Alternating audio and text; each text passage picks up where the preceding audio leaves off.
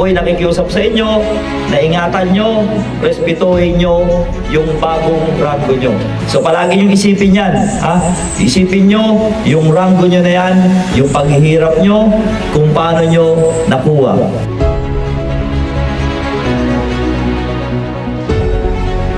Magpasalamat rin kayo sa mga kasama nyo, sa mga seniors nyo, sa mga mentor nyo, even sa officer. Whatever acts that may confront us, please humbly us in thy name, O Lord.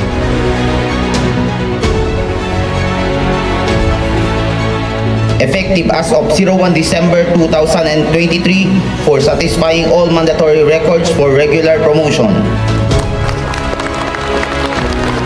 Mga subordinate at sa ating mga junior, darating at darating, makakamit nyo rin ang ganitong promotion. At kung dumating man ang panahon yan, handa nating gambanan ang mga responsibilidad na iatang sa atin ng unit natin.